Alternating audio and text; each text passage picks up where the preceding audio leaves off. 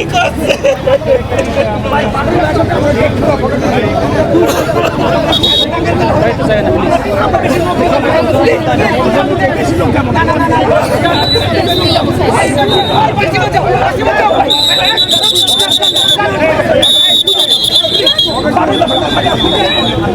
আমি ইনকিলাব মঞ্চের যে মুখপাত্র শরীফ ওসমান হাদি ভাই, উনি প্রায় 4টার কিছুক্ষণ আগে গুলিবিদ্ধ হয়েছেন। আমরা সেটা সামাজিক যোগাযোগ মাধ্যমে জানতে পেরেছি।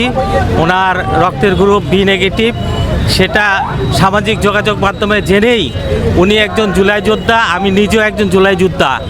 এই কারণে এক যোদ্ধার বিপদে আরেক যোদ্ধা বসে থাকতে পারে না, তাই আমি ঘর থেকে ছুটে এসেছি তাকে রক্ত ডোনেট করার জন্য।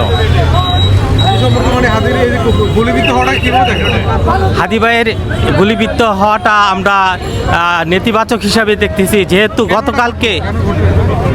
গতকালকে আমাদের নির্বাচনের 13তম নির্বাচনের তফসিল ঘোষণা করা হয়েছে, আর ঠিক তারপরের দিনে হাদি ভাই তার নির্বাচনী যে প্রচারণা চালাতে যাচ্ছিলেন, তখন সে গুলিবিদ্ধ হয়েছে। আমরা বিভিন্ন প্রচার মাধ্যমে একটা দলের নাম শুনতে পেরেছি। আমরা ধিক্কার জানাই যদি সেটা সত্যিকার অর্থে ওই দলের কেউ করে থাকে। আমরা জুলাই যোদ্ধা হিসাবে ধিক্কার জানাই। হাদি ভাইয়ের উপর যে এটা হয়েছে আক্রমণ, সেটার আমরা সুষ্ঠু তদন্ত সাপেক্ষে সঠিক বিচার চাই। হাদি ভাইকে টার্গেট করা হয়েছে মূলত সে একজন জনপ্রিয় এবং প্রতিবাদী কণ্ঠস্বর। এই প্রতিবাদী কণ্ঠস্বরকে দমিয়ে ফেলার জন্যই মূলত এই ষড়যন্ত্র করা। প্রতিদিন বক্তব্য দেয় সন্ত্রাসের বিরুদ্ধে, চাঁদাবাজদের বিরুদ্ধে, দুর্নীতিবাজদের বিরুদ্ধে, ভারতীয় আধিপত্যের বিরুদ্ধে। এখন হাদিকে কারাগুলি করছে যারা ওই এলাকা সন্ত্রাসী করে, যারা ওই এলাকা ব্যাংক করা দখল করছে, যারা হাট দখল করছে, যারা বাজার দখল করছে, যারা মাঠ দখল করছে, যারা ওখানে একের পর এক দলীয় কোন দলে মানুষকে নিজের দলের লোক মাইরা ফেলাইতে আছে, তারা একের পর খুন সংঘর্ষ চলতে আছে। 5ই আগস্টের পর থেকে যারা ওই অঞ্চলে আধিপত্য বিস্তার করছে এবং 5ই আগস্টের আগে যারা আধিপত্য বিস্তার করছে, সমস্ত সন্ত্রাসীরা একসাথে মিলে হাদিকে মারছে। যেহেতু হাদি সন্ত্রাসের বিরুদ্ধে, তাহলে সন্ত্রাসী হাদিবাদের গুলি করছে। যেহেতু হাদি সাদাবাজদের বিরুদ্ধে, তাহলে সাদাবাজের হাদিরে গুলি করছে। যেহেতু ভারতের আধিপত্যের বিরুদ্ধে হাদি, তাহলে ভারতীয়রা আধিপত্য দালালরা হাদিরে গুলি করছে। টোটালে হাদিকে গুলি করে নাই, গুলি করছে বাংলাদেশের গুলিতে। বাংলাদেশ, সেই বাংলাদেশে গুলি করছে ওই টাকা আসলে সন্ত্রাসী চাঁদাবাজরা, হাট বাজার তারা দখল করছে। এরপরে হয়তো ওই একই এলাকায় নূর উপর হামলা চালাইছে, নূর বাইরে পিটাইছে, হাদিরে পিটাইছে, তারপরে আমাদেরকে মারবে।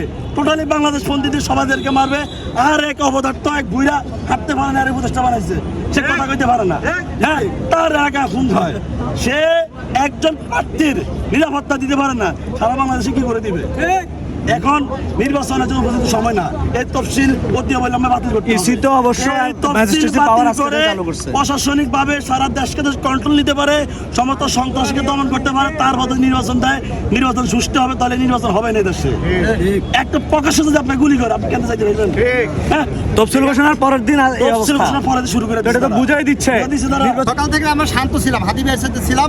হাদি ভাই আমাদেরকে বলছে যে তোমরা আলাদা আলাদা মসজিদে দাও, কিন্তু আমরা আলাদা আলাদা মসজিদে আসিয়া যখন আমরা হাদি ভাই বলছে যে তোমরা আলাদা আলাদা মসজিদ যাওয়ার পরে তোমরা সবাই শরৎ দুদনে আসবা, সবাই শরৎ দুদনে। আমরা যখন শরৎ দুদনে গেছি, সাথে সাথে শুনি যে আমরা হাদি ভাইকে গুলি করা হয়েছে।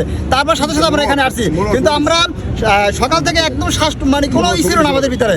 আমরা নিরিবিলি প্রচার করতেছি, কিন্তু গতকালকে তফসিল ঘোষণা হয়েছে, আজকে হাদি ভাইকে যে গুলি করা হয়েছে, তা আগামীতে যে সুষ্ঠু নির্বাচন হবে তার কোনো গ্যারান্টি নাই।